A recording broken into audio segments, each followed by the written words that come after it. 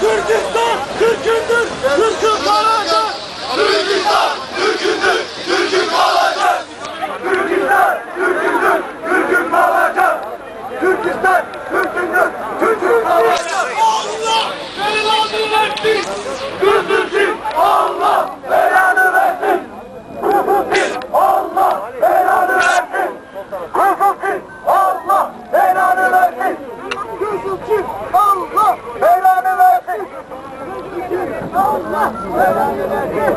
Değerli basın mensupları, değerli arkadaşlar, şimdi Dünya Uygur Kongresi Başkan Yardımcısı ve Doğu Türkistan Kültür ve Dayanışma Derneği Genel Başkanı Sayın Seyit Tümtürk Bey basın açıklaması yapacaktır.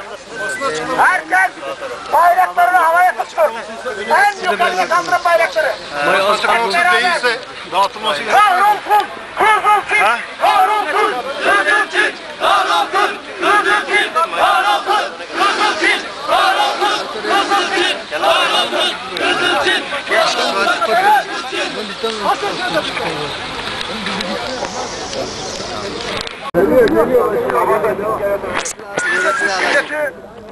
Ve Türk milletinin gücüyle kurumu polis kuvvetlerimiz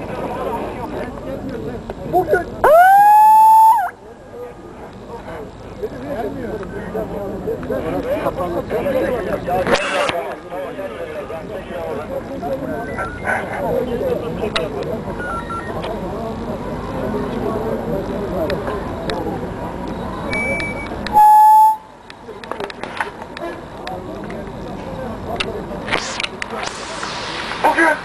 biz Türkiye'de yaşayan bütün Doğu Türkistan'da teşkilatlara ve spora değil, bütün haksız uygulamalarına rağmen sadece ve sadece ekonomik pastadan pay kapmaya yönelik insanca yaşamak için esaret altında bulunduğu topraklarda işgali son vermeye davet ediyoruz.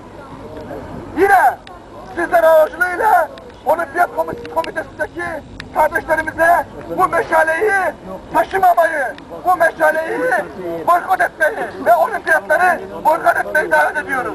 Hak, hukuk, adalet, Türkistan'a hürriyet! Hak, hukuk, adalet, Türkistan'a hürriyet! Hak, hukuk, adalet, Türkistan'a hürriyet! Hak, hukuk, adalet, Türkistan'a hürriyet! Evet, bugün biz bu mücadelemizi demokratik platformda tamamen kanunlara uygun olarak gerçekleştirdik. Biz bu mücadelemizi Doğu Türkistan bağımsız olana kadar sürdüreceğiz ve bir gün mutlaka Doğu Türkistan tarihte olduğu gibi bağımsız bir Türk Cumhuriyeti olarak tarih sahnesinde yerini alacaktır. Buna tamamıyla inanıyoruz.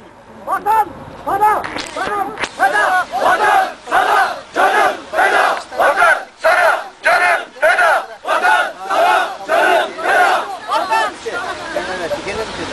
Ben buradan güvenlik kuvvetlerimize yaklaşık sabahtan beri 5-6 saattir rahatsızlık verdik.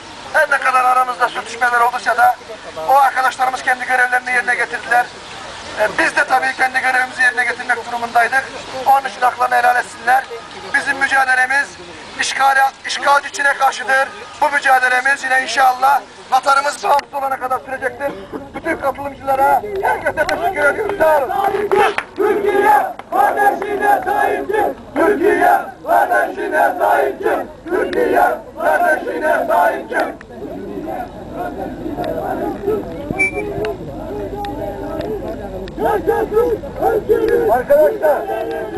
Arkadaşlar, bugün lütfen arkadaşlar bugün bu toplantımızı fevkalade geçmesi için yardımda bulunduğunuz için hepinize ayrı ayrı teşekkür ediyorum.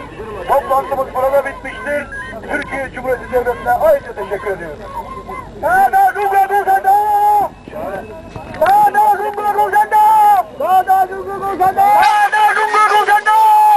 Selim arka taraftan çıkıyorsun Selim. Arka taraftan çıkış yapıyor. Arkaya geç, oradan da söylüyorsun arkadan çıksınlar.